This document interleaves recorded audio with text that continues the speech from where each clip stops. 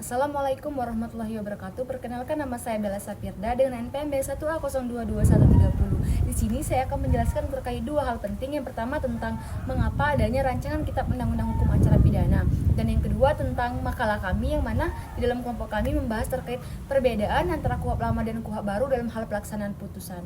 Baik, langsung saja. Di sini saya akan menjelaskan terkait hal yang pertama terlebih dahulu, yaitu tentang mengapa adanya rancangan Kitab Undang-Undang Hukum Acara Pidana. Kitab Undang-Undang Hukum Acara Pidana merupakan dasar hukum dalam proses peradilan pidana di Indonesia. Namun, seiring berjalannya waktu, seiring perkembangan zaman, KUHP perlu diperbarui agar lebih sesuai dengan kebutuhan keadilan, baik bagi tersangka maupun korban, termasuk kejelasan pelaksanaan proses beracara bagi penegak hukum.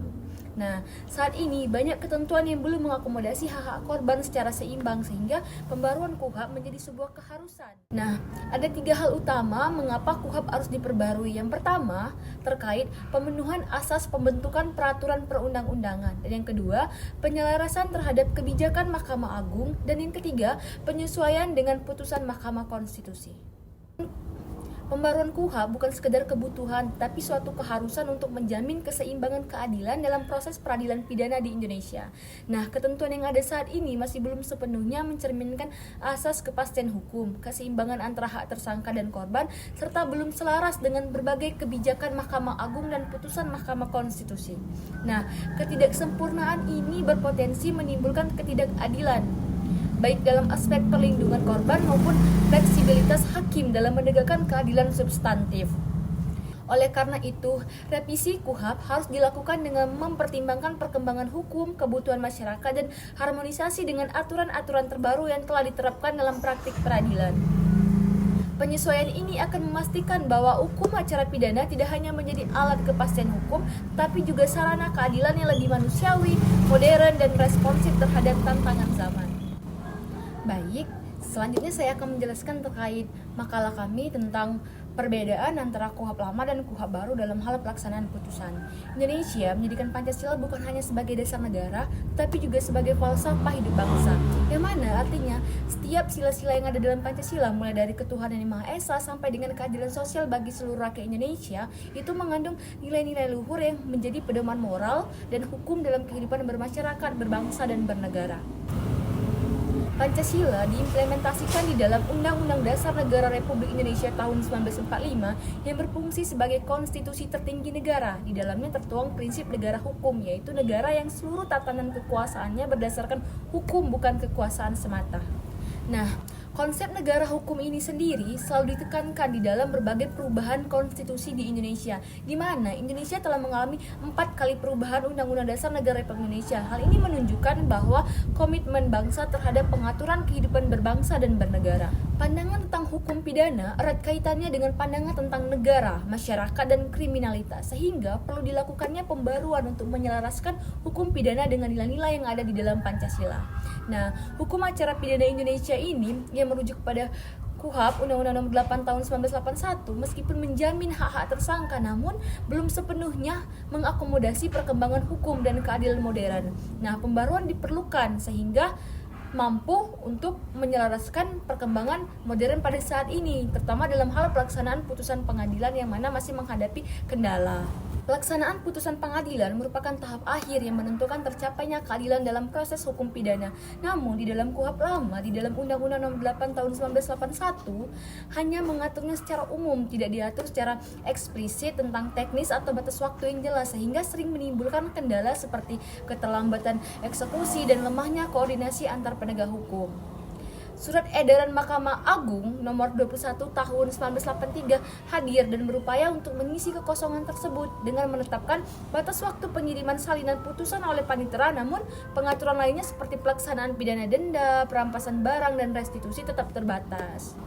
Rancangan KUHP hadir untuk menyempurnakan regulasi ini dengan mengatur batas waktu eksekusi, memperkuat koordinasi antar lembaga, dan memperluas cakupan putusan yang dapat dieksekusi, serta memperjelas mekanisme pengawasan guna menciptakan sistem hukum yang adil, sistem hukum pidana yang lebih adil, efektif, dan sesuai prinsip negara hukum modern.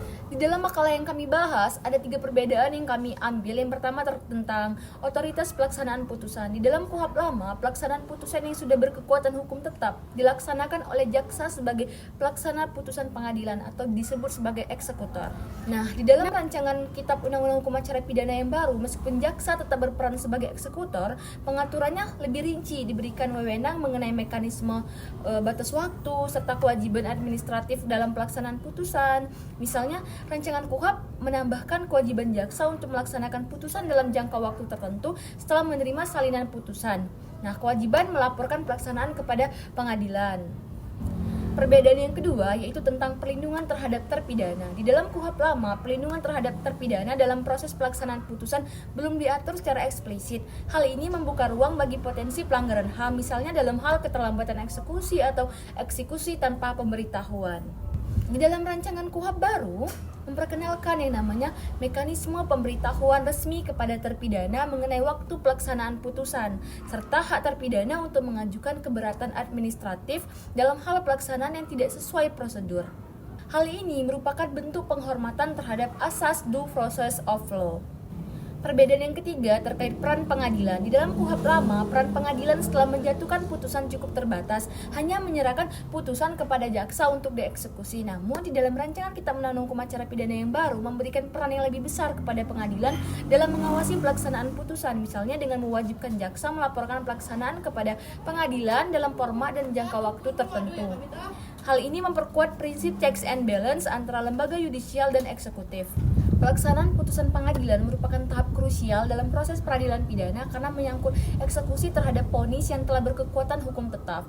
Dalam KUHP lama, pelaksanaan putusan tersebut secara tegas dilaksanakan oleh jaksa sebagai eksekutor sebagaimana telah diatur di dalam pasal 270 KUHP, yang mana menyatakan bahwa pelaksanaan putusan pengadilan dilakukan oleh jaksa setelah panitera mengirimkan salinan resmi putusan tersebut kepada jaksa. Namun, pengaturan dalam KUHP ini masih bersifat umum dan tidak mengatur secara rinci mekanisme pelaksanaan, jangka waktu pelaksanaan, maupun kewajiban administratif yang harus dipenuhi oleh jaksa dalam melaksanakan putusan.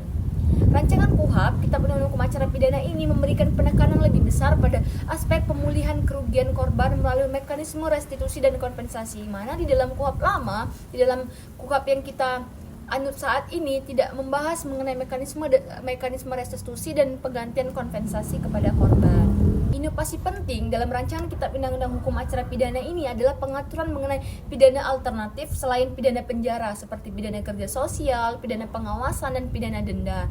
Nah, rancangan KUHP mengatur secara detail mengenai mekanisme pelaksanaan jenis-jenis pidana tersebut, termasuk kriteria penentuan, prosedur pelaksanaan, serta pengawasan.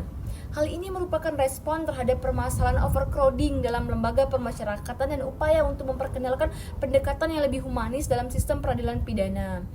Nah, dengan adanya aturan mengenai pelaksanaan pidana alternatif diharapkan dapat mengurangi dampak negatif dari pidana penjara seperti stigmatisasi serta memberikan kesempatan bagi terpidana untuk tetap berkontribusi secara positif kepada masyarakat. Rancangan Kitab Undang-Undang Hukum Acara Pidana muncul sebagai jawaban terhadap kekurangan dan kelemahan yang ada dalam sistem hukum pidana kita saat ini. Nah, rancangan Kitab Undang-Undang Hukum Acara Pidana ini menawarkan pembaruan yang sangat dibutuhkan dengan pengaturan yang lebih jelas, lebih manusiawi, dan lebih relevan dengan tantangan hukum yang ada di era modern pada saat ini. Salah satu perbedaan utama adalah penetapan siapa yang bertanggung jawab dalam pelaksanaan putusan, bagaimana prosedurnya, dan dalam waktu berapa lama hal itu harus diselesaikan. Nah, lebih dari itu, rancangan KUHP juga memperkenalkan prinsip keadilan restoratif, pendekatan yang lebih menekankan kepada pemulihan, yang mana di dalam KUHP lama hanya mengatur terkait retributif yang lebih menekankan kepada pembalasan. Sekian, terima kasih yang dapat saya sampaikan. Lebih dan kurang saya mohon maaf. Wabillahi taufiq wal hidayah. Wassalamualaikum warahmatullahi wabarakatuh.